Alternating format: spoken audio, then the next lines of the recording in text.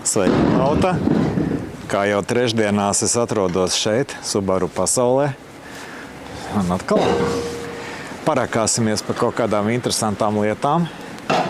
Un tās varētu šoreiz būt tās, kas bieži vien mūs satrauc. Tīpaši, ja pie stūris ir sieviete, kura zvana un saka: man notika tas un tas, vai man ir tāda skaņa, vai šitāda skaņa, vai es varu tālāk braukt, ko man darīt, vai saukt evakuātoru un vest projām. Proti, ainās šodien mēģināsim jums pateikt, ka klausīties skaņu, kas nāk no automašīnas, ir daudz vērtīgāk nekā klausīties pliku mūziku. Tā jūs saprotot frekvences izjūtot, varat paredzēt, kas ir beidzies vai iet uz beigām jūsu automobīlim. Nu tā, sagaidām Ainārs, to viņa būs, un paklausamies, kādas ir šīs frekvences.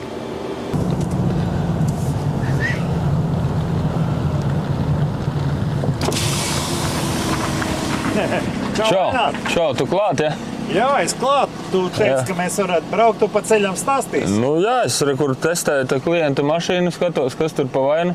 Es varētu apstāstīt cilvēkiem, kā viņi varētu varbūt paši veikt kaut kādu mini testiņu, lai zvanot uz kādu servisu vai nezvanot, pat saprast, vai braucienu var vispār turpināt. Labi. Kāpju pie tevis iekšā? Kā piekšā. Pabrauksim. Aktuālā lieta. Kā es internetā lasīju, ir interesants tāds fakts, ka Latvijā vasara bez maksas ir tikai līdz 31. augustam. Pēc tam pa maksu. Zini, kāpēc? Pēc tam brauc uz siltajām zemēm, sauļoties, brauc uz kalniem, slēpot, saulītē padēt. Tā kā Latvijā bez maksas līdz 31. augustam. Pēc tam kā paveicās, citreiz varbūt ilgāk. Tā kā, ja dodies kaut kur ārpus Latvijas, kas parasti notiek? Tad tu brauc uz nedēļu, 2. Nav jau jēga droši vien aizbraukt uz 3 dienām. Jēga it kā vienmēr ir kaut kur doties, bet pārsvarā tomēr tās ir 10+ dienas, lai varētu kārtīgi atpūsties. Un aizbraukot uz lidostu. Varbūt rīta lidojums vai kā, tur taksis, ne taksis, varbūt pilna mašīna, mantas un tā. Tad ērti aizbraukta mašīna. Aizbrauc novieto mašīnas. 2 nedēļas, piemēram, tā mašīna stāv, un kas tad ar to mašīnu tur notiek, piemēram, tanī brīdī? Pastāv mašīna, kas klasiski, kā tad mašīnu novietot vispirms, pareizi? Automātu tā kā šis var atstāt, noparkot, burtiņš P, parkings var atstāt. Es neieteiktu noteikti mašīnu atstāt uz stāvbremzi, ilgstoši stāvēt. Gan mitruma dēļ, kad var kaut kas uzrūsēt, gan arī varbūt ir kaut kāds augstuma vilnis, kad ir mitrums sazobē ar augstumu, uzsalst. Un piesalst bremžu loki vai kluči pie diska. Un tu atbraucot, piemēram, vēlajā lidojumā, ielidojot no atpūtas saguris, ja gribi doties mājās, un mašīna saka, nekur nebrauksim. Viss ir noķīlējis, grib tur lūst un plīst. Tā kā stāvbremzi ilgstošai stāvēšanai laikam nav vērts izmantot, vai neiesaku tā. Tad attiecīgi tieši par bremzi varētu būt nākamais tas mazliet stāsts, kad kā var cilvēks notestēt, vai ir labi vai nav. Tad, pieņemsim, tu iekāp mašīnā, mašīna iedarbina, starp citu pēc ilgas mašīnas stāvēšanas arī darbināšanu nevajadzētu veikt strauji, jo mašīnai viss ir smuki nomierinājies ilgu laiku jau, tad vēlams ir ieslēgt aizdedzi, 10 sekundes nogaidīt, kamēr visas sistēmas ir dabūjušas elektrību, viss ir izskrējies jau cauri, un tikai tad darbināt, lai nenobeigtu kādu blociņu vai kāds varbūt drošinātāji neizšaut ārā. Varbūt kur kāds mitrums kādā kontaktā ir iezadzies, tā kā to būtu vēlams ievērot. Tad mašīnā iekāpjot ieliekam draivā, sāk braukt ar to mašīnu. Tad, parasti jau kāda, ja mašīna ilgāk pastāvēs, varbūt ir kaut kāds tāda jocīga skaņa, tāda klunk, klunk, klunk, klunk, klunk, klunk, klunk, klunk. Kas tas varētu būt, tas klunk, klunk, klunk? Tas parasti ir tāda lieta, ka bremžu uzlika, kas, protams, dara savu darbu, bremzē bremžu disku, tad uzlikai pa perimetru sakrājās kaut kāds mazs mitrumiņš vai kas, un uz bremžu diska izveidojās tāda bremžu uzlikas kontūra, kas uzrūsē. Un tad tieši tā mazā rūsiņa arī visdrīzāk arī veidos kaut kādu vai nu skrāpējošu skaņu, vai nu tādu klaudzošu skaņu. Tad parasti es iesaku vienkārši izbrauc uz kaut kāda ceļa, pa kurieni dodaties, kur vēl nevajag ekstrēmi bremzēt vai kā, tad pamēģināt ar to mašīnu vienkārši braukt, vai tas klunk vai tā skrāpēšana viņa ir pieaugoša, vai viņa ir kāda ir, tāda ir un varbūt jau mazinās. Skaidrs, ka tā visticamāk tad būs rūsa, ja mazinās, ja nepieaug tas defekts. Ko var darīt? Protams, vienmēr ar kaut kādu braucotu kreiso kāju bišķiņu pabremzēt, lai jau tā kā naidīgāk to rūsu notīrīt. Un parasti jau, ja tas nav bijis 2 mēnešu vai 3 stāvējuši, tad tas viss parasti īstenībā arī izdodas. Un, tas ir par tādu ilgstošu stāvēšanu par defektiem. Un tad nākamās lietas, kur var mazliet nofilmēt, mums tad drīz būs Latvijā, kas ir sastopami šādi ceļi, tas nav nekāds ekskluzīvais ceļš. Tas ir tanka draugs. Jā, nē, tas kā sakot, tā ir realitāte. Tā kā jebkurā brīdī jūs varat to mašīnu atļauties pat patestēt, lai, piemēram, kaut kur tālāks brauciens paredzams, ir jau piekdienas vakars un kaut kas tur klakšinās tajā. Domā tāds, ko darīt, ko nedarīt. Tad tās skaņas, kas parasti no priekšas tur grab, ja tādas ir, tad tas ir vai nu kāda stabilizatora atsaite vai buksa. Tas ir pie nevienmērīgā ceļa, kā šeit, kad viņš ir tā augšā, tā lejā un tie riteņi tur lēkā vai nu kāds lodbalsts, bet lodbalsts būs tā skaņa būs tāda monotonāka, tāds, viens tā kluk, un viņš nebūs tik aktīvs kā saucamā reaktīvā svira, stabilizatora stienis. Tā kā jāklausās tās skaņas frekvencē pēc būtības.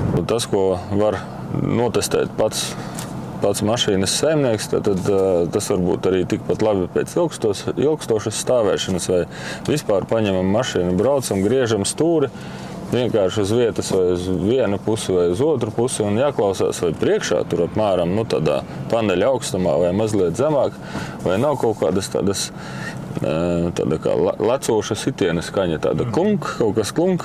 Tas nozīmē, ka augšēji amortizātoru atbalsti būs vai tik labi negriežās, vai vispār ir pārstājuši griezties, vai varbūt kāda atspēra ir kāda daļa nolūzus un viņa vairs nespēja pildīt savu funkciju, lai varētu izgriezt mašīnu. Tad pagriežot, jūs sapratīsiet.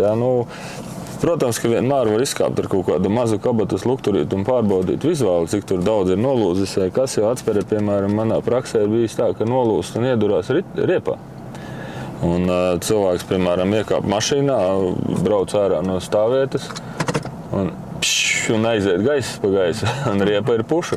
Tā kā tāds testiņš ceļšķi vecākai mašīnai, kurai sen nekas baigi nav darīts, ir vērtīgs, lai saprastu, vai tur kaut kas neķīlē. Ja tur augšējais atbalsta gultnes ķīlēs, viņš obligāti vēl papildus dos nepareizu slodzi uz atsperi. Atsperi skaidrs, ka tas ir tikai laika jautājums, lai tā nolūst. Un tad, lai tikai tas nesakrīt ar to, ka tas riepā iedurās. Tā ir viena lieta, ko grozot stūri uz vietas var pateikt, un gandrīz uz vietas izgriežot stūri. Tad izgriežam uz vienu pusi, var braukt. Protams, tur vajadzētu tagad filmēšanas nolūkiem, varbūt mēs nepātrināsim, bet tieši veicot tādu strauju pātrinājumu, var saprast, vai kādā no pusēm nav krakšķoša skaņa. Tā ir puses granāta, kas nozīmē, ka ar tādu mašīnu, ja ir daudz jāgrozās, jābrauc varbūt uz kādiem kalniem ar to mašīnu, iesaku samainīt to puses, jo tieši pie izgrieztas stūres tā slodze var pastiprināti nobeigt to puses. Tas ir tas gadījums, kad bumbiņas izbirst laukā pa ceļu. Tas ir tas gadījums, kad izbirst bumbiņas pa ceļu, un tad varbūt tas puses stienis kaut kur vēl sitās. Subaru gan forši tā konstrukcija ir tāda, ka drīzāk tur viss izbirst uz ceļa, bet viss paliek savās vietās. Manā praksē nav bijuši gadījumi, izņemot sporta mašīnas, ka puses burtiski nolūstu. Bet to ir vērts padomāt, ja kaut kur tālāk jābrauc vai kas uz vietas, kamēr brauciet, tikmēr jau pie izgrieztas kaut kas krakšķi, taisnā virzienā braucot visticamāk nekrakšķi, un tā arī dzīvo tālāk. Bet skaidrs, ka tas ir defekts, kurš jau ir sarakstā, kas būtu jānovērš. Mēs tā kā uz šoseis esam apstājušies un tagad kaut ko gatavojam. Gatavojamies. Startēsim ātrumposmā. Ja? Nē, gatavojam ko? Doma tāda parādīt, kā var vadītājs pats notestēt kaut kādas šķietami mistiskas skaņas. Ja tur nāk kaut kāda vibrācija vai kas, jā, tas ir, tur var kādu frekvenci nolasīt vai kas, bet uz šosejas izbraucot, pātrinoties 80, 90, 100 km/h parādās pavisam citas skaņas. Un kā mēģināt atšķirt tās skaņas, piemēram, konkrēti šai mašīnai skaņa, kura jau ir mums nodefektēta, braucot līdz šai vietai, ir no ziemas riepām, kas ir diezgan rupi protektori, un tā skaņa ir diezgan līdzīga gultnim. Tad, ko es darīšu, pātrināšos līdz tiem 90 km/h. Klausīsies skaņu. Jā, skaidrs, ka pārnest uz video diezgan grūti to skaņu, bet ideju centīsimies pārnest tas, ka ieskrienamies un monotoni braucam ar kruīzu kontroli vai kā citādi. Un klausamies skaņu. Viņa apmierina, neapmierina. Manuprāt, ja es brauktu ar šo mašīnu ikdienā, es laikam piedomātu par riepām. Man prasītos klusākas, jo man viņa bišķiņ, tā frekvence ir ļoti līdzīga gultņu skaņām, un man viņa dod pa zemapziņu, sauksim tā. Es vēlētos mašīnā visu laiku piesieties gultņiem. Kāpēc es tik pārliecinoši domāju, ka šeit nav gultņu? Tas, ko mēs varam izdarīt. Tad mašīnai darot kustību pa kreisi, nekas mums nav mainījies, un pa labi, tā skaņa baigi nemainās. Tas nozīmē, ka tās ir vai nu riepas. Protams, ir ļoti reti gadījumi, kad ir beigti 2 gultņi vai 4 gultņi. Ja, tad tā skaņa ir līdzīga. Nekas nemainās. Mainās slodze uz pusēm, bet nemainās skaņa. Un vēl viena, tas, kur nemainās, tas ir kardāna iekaras gultnis, kas ir tepat, bet viņš ir tāds izteikti dzirdams, viņš ir vistuvāk vadītājiem. Tāpēc šajā gadījumā tas ir riepu skaņa. Un, tā kā mirkli iepriekš rādīja, ka tieši gultņus var izteikti pārbaudīt tā. Ja mēs griežam pa kreisi, slodze ir labās puses gultņiem, tad labā puse vairāk noslogota, skaņa būs. Un pagriežot pa kreisi izteikti ātrāk, tā skaņa mazināsies vai pazudīs. Tā var noteikt, kurā pusē tad tas gultnis ir vainīgais, tas, kas rūc, ja tas ir gultnis. Jā, ko vēl uz šosejas var pārbaudīt pats cilvēks, vai varbūt ir kāda cita vieta, kur var uzbraukt uz tiem 90, vai šajā gadījumā mēģināsim mazliet tā kā uz likuma robežas, uz 100. Jā, tad pabraucot, piemēram, un viegli piebremzējot, tu jūti vibrāciju kāda bija. Jā, cerēju, ka nodos baigi uz stūri, bet laikam prasās vēl mazliet ātrāk, lai nodot uz stūri. Jā, tad ieskrienos, un kuriem man vajag piebremzēt. Uz stūri šeit baigi neatdot, bet to vibrāciju tu jūt uz virsbūvi, un tad attiecīgi priekšā bremžu diski ir mazliet sametušies. Vai no rūsas, jā, kas ir pastāvējis un tā tālāk. Un tas, ko var izdarīt šādos garākos ceļa posmos, tikai ļoti jāskatās netraucēt nevienam citam vadītājam, ir mašīnu ieskrienoties līdz kādiem 100-110 km/h, pāris reizes strauji nobremzēt. Tas pats bremžu klucis, to nelīdzenumu, kas tur būs virsū tam diskam, viņš jau arī spēja viņu izlīdzināt nedaudz, ja, bet tas ir tiešām nedaudz. Ja tas disks būs sameties, nekas cits nepalīdzēs kā diska nomaiņa vai diska apvirpošana, ja tas diska biezums atļauj to darīt. Lūk, un vēl pie uzbrauksim, apgriezīsimies, brauksim atpakaļ ceļā uz Rīgu, tad var vēl aprunāt, kā tad uzvedās vispār kaut kādi ritošās daļas defekti un kādi ir efekti.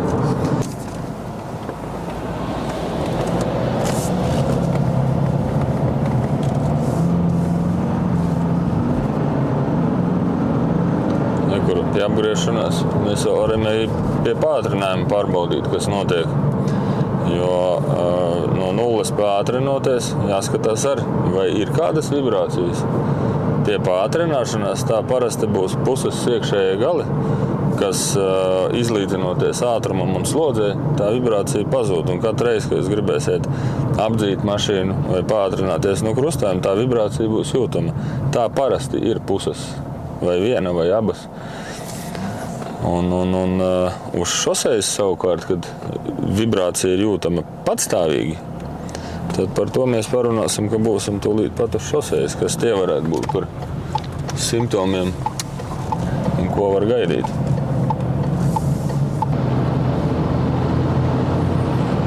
Kā šai mašīnai nekāda pātrinoties vibrācija nav, tas nozīmē puses taču ir veselas.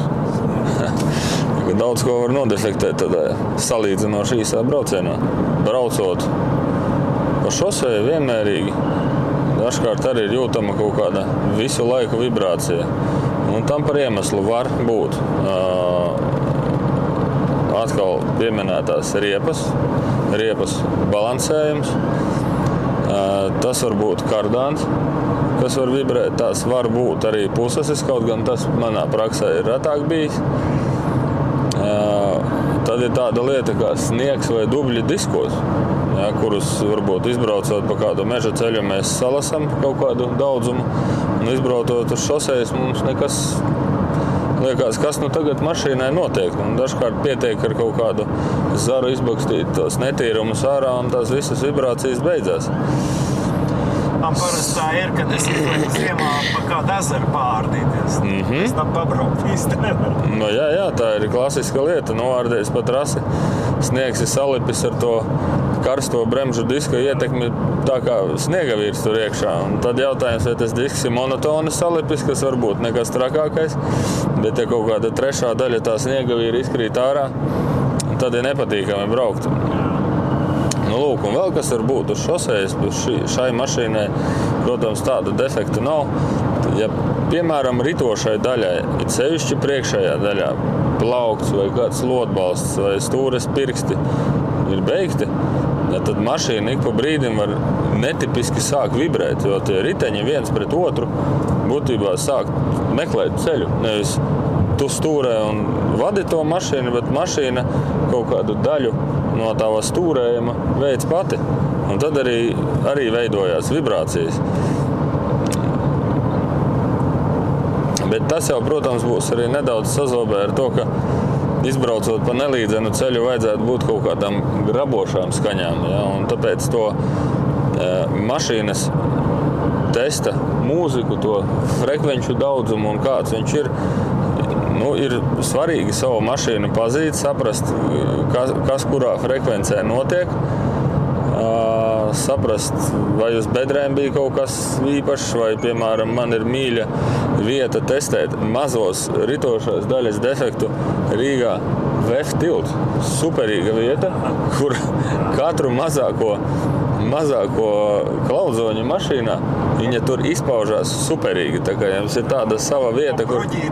Jā, tā kā jums ir tāda vieta, kur to notestēt, jūs varat lieliski saprast, mašīnai ir kaut kas jauns parādījies, vai viss joprojām labi, jo pa šādu ceļu, kā mēs tagad braucam, ja nemaldos 2 vai 3 gadu atjaunots asfalts, šeit taču viss ir super. Vispār nekādu problēmu. Tāpēc, jā, varbūt atrast sev tuvāko vietu, kur to mašīnu var patestēt, un varbūt tiem, kam nav iespēja atbraukt uz servisu, tā vienkārši pieteikties uz kaut kādu vizīti, uz kaut kādu apskati, tad paši šādā veidā var to mašīnu patestēt, paklausīties, parunāties ar viņu un mēģināt saprast. Ir labi, nav labi, satrauc kaut kas, nesatrauc. Un, ja satrauc, tad pierakstīt to raksturu, kāda tas izpaužās. Jo arī servisā meistaram ir vieglāk saprast, ka kaut vai nezinu, kāda vibrācija vai kāda skaņa parādās, piemēram, nobraucot 20 km, un tad viņa ir. Ja tādu niansi nepasaka vai neatklāja, tad meistars izbraucot, piemēram, nevis 20 km, bet 19, viņš defektu neatklāja. Domājieties, cik tas ir stulbi. Ja kāds velta laiku, nezinot to nianses, tāpēc vadītāja nodotā informācija meistaram būtiski ir, lai atrastu defektus, lai mašīna strādātu. Tas, laikam, arī atbild uz manu, teiksim, iekšēju jautājumu, kas bija sākotnēji. Kad es taviem meistariem prasīju, kad beidzot mašīna būs braukšanas gatavībā, lai es varētu saprast, kā viņi ikdienā man brauks. Lai es pēc tam justu kaut kādas atšķirības nelāgas.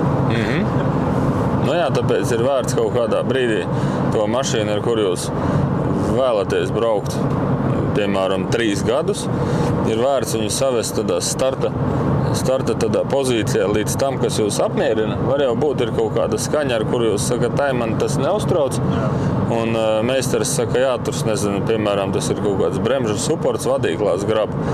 Nu, daudz ir tādu brauc, viņš ir vairāk efekts kā defekts. Nu, brauc un brauc, nekāda problēma. Iesmērē smēri, kādu brīdi paliek klusāks. Nu, tas nav defekts, ne tur priekš apskates, ne tur bremze tagad nebūs, nemaz vai kā. Bet, ja tā arī tā skaņa uztrauc, tad arī to var atrisināt. Un tad, lai nav nekas, jā, un tad, ja kaut kas jauns parādās, tad tu zini, oho, kur man ir šāda skaņa parādījusies. Var nezinu, ko tā WhatsApp ziņas jau aizsūtīt. Parādījās šāda tādā datumā, tā izpaudās. Nu, lai neskriet katru reizi uz servisu un teikt, tev, man te atkal kaut kāds sīkums un besi ārā. Nu, citreiz ir varbūt 2-3 lietas var vienlaikus risināt, jā, un to defektu var pierakstīt priekš sevis, kad viņš parādījās kādos apstākļos un nodot to ziņu meistaram, to sauksim tādu kā dienas grāmatu mašīnas, jā, kad kas viņai notika. Jā, un ir jau tādi interesanti defekti, taču arī kas pazūd. Un pazūd parasti kas pazūd kaut kāds zars ieķēries kardānā, piemēram. Citās beidzas sistēs. Nu jā, tā kā pazīsti savu mašīnu.